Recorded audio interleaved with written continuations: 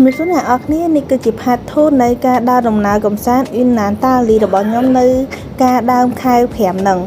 ថ្ងៃទី2នេះគឺពួកខ្ញុំដើរនៅមកចំហៀងសមុទ្រមួយទៀតគឺនៅខាងតាលីហ្នឹងគឺគេបែងចែកជា2ដូចខ្ញុំដាក់នៅលើក្នុងរូបភាពអញ្ចឹងគឺពួកខ្ញុំថ្ងៃទី2គឺដើរលេងខាងស្ដាំនឹងទាំងអស់អញ្ចឹងពេលព្រឹកឡើងភ្លាមគឺពួកខ្ញុំនាំគ្នាមកសួងឡាងគូចិនពីកន្លែងដែលខ្ញុំគេឲ្យមកដល់កន្លែងដែលខ្ញុំដើរលេងហ្នឹងគឺរយៈពេល1ម៉ោងជាងគ្រាន់តែពួកខ្ញុំជិះហ្នឹងក៏គេឡើងហត់ដែរកន្លែងគេដែលពួកខ្ញុំហ្នឹងគឺនៅខាងឆ្វេងដែលខ្ញុំដាក់ឲ្យមើលមុនហ្នឹងមិញហ្នឹងហើយកន្លែងដែលគេដាក់ខ្ញុំចុះហ្នឹងគឺគេដាក់នៅខាងលើអញ្ចឹងយើងអាចថតលេងនៅខាងលើឃើញទេសភាពទាំងអស់ហ្នឹងហើយបានយើងចុះមកលេងនៅខាងក្រោមតាមក្រោយព្រោះពេលទៅថតពីខាងលើមកទេសភាពគឺស្អាតមែនតើសងឡាគូចិនហ្នឹងកន្លែងគេដូចកន្លែងគេលក់អីវ៉ាន់ហើយហាងមួយដល់របៀបហាកន្លែងបុរាណគេដែរអញ្ចឹងណាអញ្ចឹងឲ្យពូនេះដូចគាត់យកមកពីស្លឹកឈើអីដើម្បីធ្វើសัตว์អីចឹងណាហើយរួចក៏ពួកខ្ញុំនាំគ្នាដើរទៅបន្តទៀតគឺកន្លែងគេហ្នឹងគឺគេមានដើមឈើអមអញ្ចឹងទៅស្អាតមែនតើហើយបន្ទាប់មកខ្ញុំឃើញត្រីនេះខ្ញុំអត់ដឹងឈ្មោះអីទេប៉ុន្តែត្រីហ្នឹងមានដៃអ្នកនរគ្នាខ្ញុំសួរម៉ាក់ខ្ញុំក៏គាត់ថាដឹងដែរកន្លែងនេះគេធ្វើដូចលាងភ្នំអញ្ចឹងគេទៅដល់ឲ្យយើងចូលថត free អញ្ចឹងណាខាងក្នុងគេមានលក់របស់អនុស្សាវរីយ៍ឬក៏ដូចជាតែអីយើងភ្លក់តាមនឹងយើងអាចទិញតាមនឹងបាន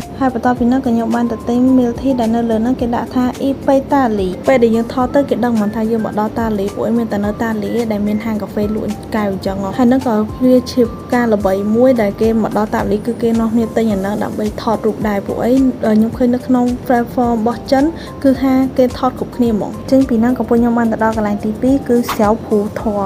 កន្លែងហ្នឹងគឺយើងបានឃើញអាកន្លែងផ្ទះនេះគឺនៅលើកោះមួយ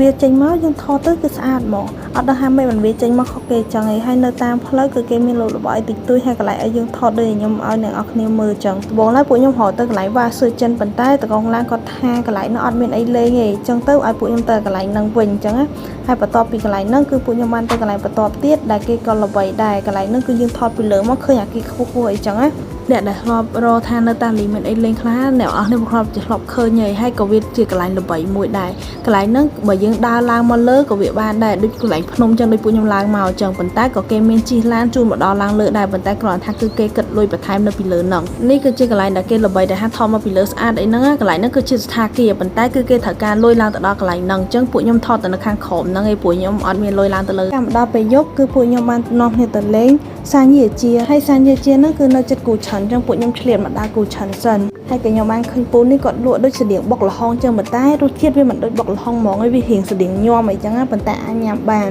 ហើយនេះគឺជាម្ហូបរបស់ជនជាតិតៃដែលជាជនភៀតតៃរបស់ជនជាតិចិនមុននឹងពួកខ្ញុំទៅដល់សាញ់យាជាពួកខ្ញុំក៏បាននាំគ្នាឡើងទៅដល់ខាងលើនេះសិនវាមើលទៅដូចវាមហាកំផែងដែរប៉ុន្តែគ្រាន់តែនេះវាតូចមួយនៅតាលីចឹងណាហើយក៏វាបើ